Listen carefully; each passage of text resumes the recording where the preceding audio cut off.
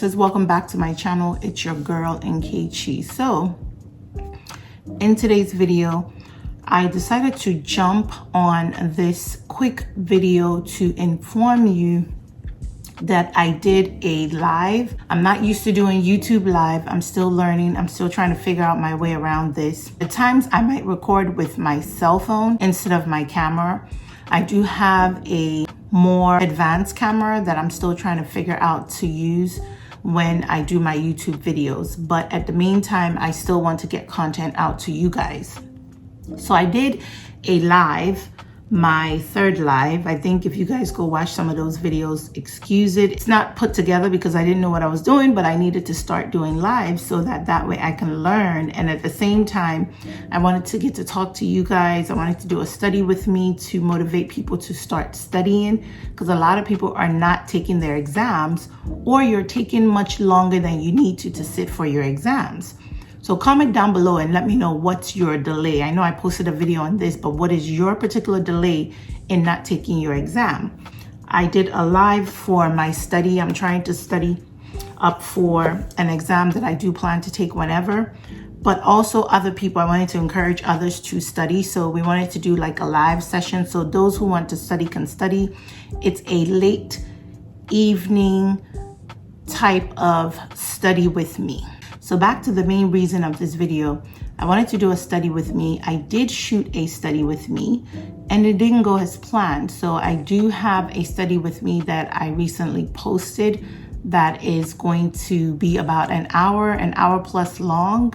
But I noticed that at least halfway through, or almost an hour to the video, that the video had paused.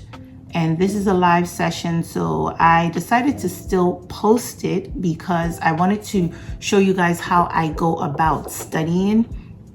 And ouch, I bumped my legs into the table. So I wanted to show you how I go about studying and what I do when I'm studying. So sometimes people ask questions on how do you study, what do you do? I am using one of my so-called HIM Bible. I do have my exam study guide. So if you have your RIA, your RIT study guide, any of those things, coding, grab those, grab any reference material you want to use, and then also a notepad.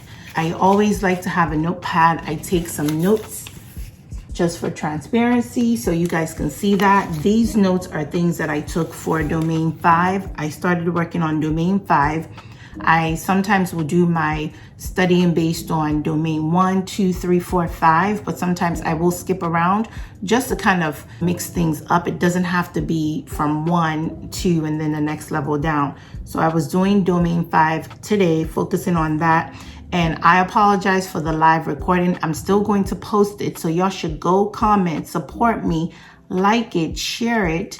It's a study quiet session. So it's not something that I'm doing a lot of talking. It's just something that I initially introduced in the first portion of the live, that this is going to be a quiet session. If you have questions, put it in a comment. And then it records all the way through while I was studying. And then almost towards the end, a few minutes into ending my live, it paused. So that's the video that I'm going to post anyway. And hopefully you guys can just run it and study with it. But just wanted to give you an update as to what you missed on the end portion of that video. And that was me finishing up my studies. When I study, I try to find chapters in the book that is going to help me understand what I'm reading, giving me a little bit of detail. If it's a chapter that I'm going to be focused on, I like to read it first to kind of get a little bit of knowledge as much as I can about the content. Then I will also look at the domain that I'm focusing on and what that particular topic is going to be about. So I did like data governance today. And for that, I looked for different things in the book about it. I wrote down some chapters and some page numbers for what I'm going to be studying. And then as I'm reading, I started taking notes. I highlighted the key terms that I felt were important.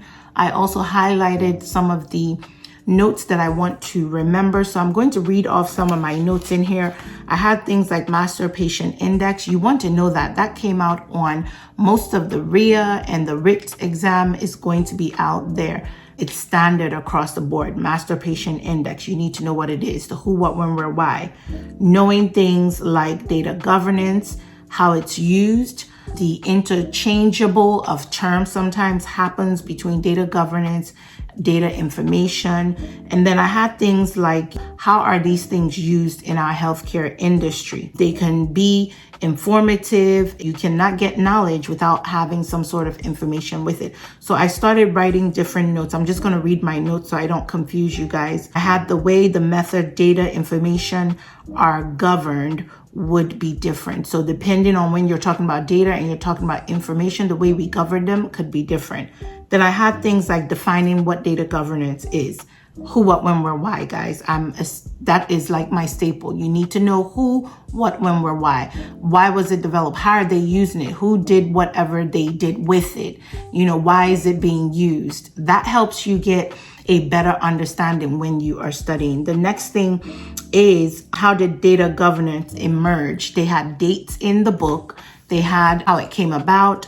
That helps to get a better understanding, because sometimes questions you think may not be on your exam is going to be on your exam. Don't think what's in this study guidebook is what's going to be on the exam. No, you're going to get some stuff in here, but they're going to mix it up to try to get to see if you understand exactly what they're asking. So be careful with your questions. And then another thing is, what is the principal purpose of it? And then the Enterprise Information Management, EIM, Enterprise Health Information Management, EHIM.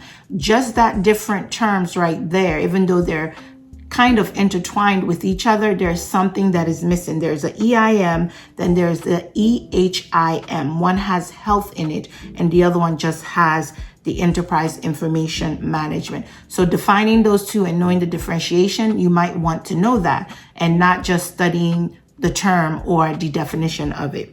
So just be sure. That could be like a trick question, thinking that an Enterprise Information Management and Enterprise Health Information Management are one and the same. No, they're not. They're somehow intertwined, but they're different. So that could be a way of them giving you a trick question.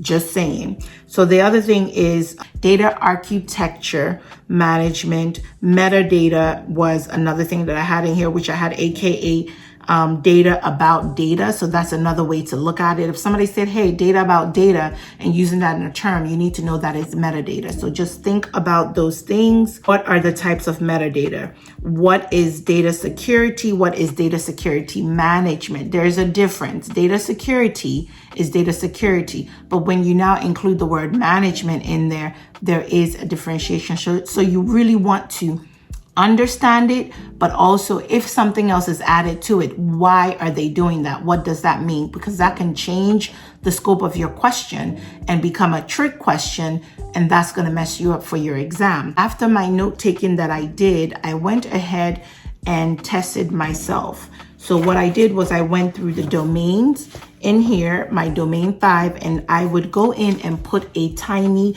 bullet on what I have studied or what I want to study and test myself on. Some of them I knew, some of them I did not. So that's the point there next to the question. And what I'll do is add a second point, a third point, but I tried to strategize how I do that so my book is not messy. I don't want my study guide messy. And in case I have to lend it to someone to use, it's not things all over the place. It's not going to help them when it's all written all over. So yes, I do try to help the best I can. So if I have to lend someone this, I could do that as well. So what I did was I just put some points there for each one that I worked on, read the questions.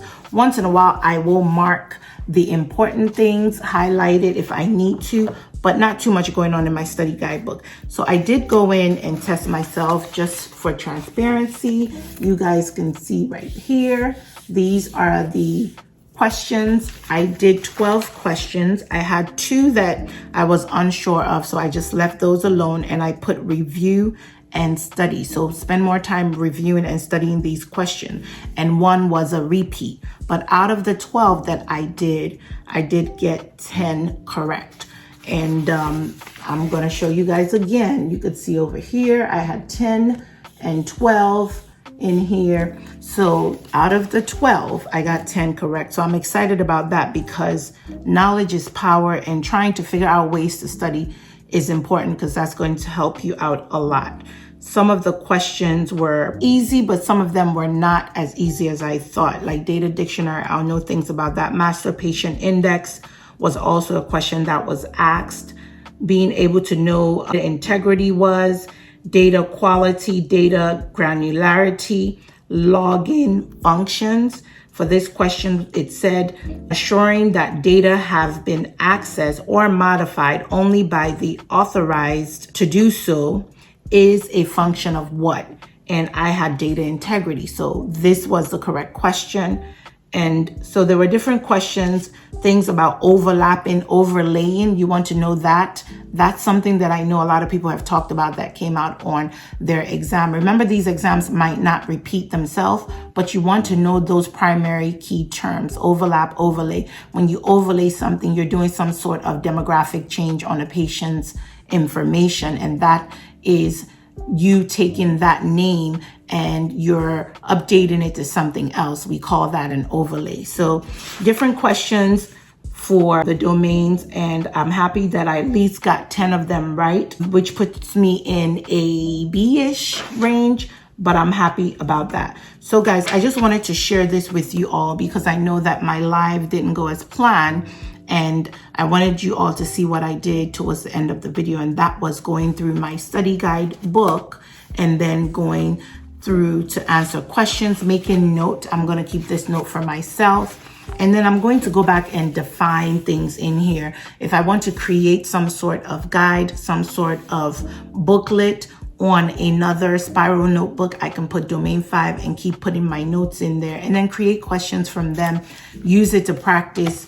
And practice makes perfect. Knowledge is power. So the more you practice, the more you learn, the more you can retain what you're studying. So guys, I hope you guys found this to be helpful and valuable. I just wanted to share that because I'm sure some of you guys will go watch my live and wonder what happened with that pause.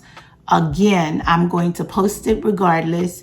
I hope you guys are going to support me. Comment, like, subscribe, let me know what you think. I like to do the study with me. Sometimes late in the evening when the kids are sleeping, I can just get some stuff done. So it is quiet, and I like to do it live because I want to start learning how to do more lives.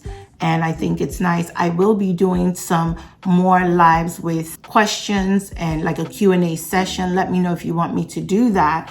And then another thing is comment on this video, comment on any of my live, and ask me those questions that you want me to bring back to you guys and answer those things. I think that's going to help me create more content.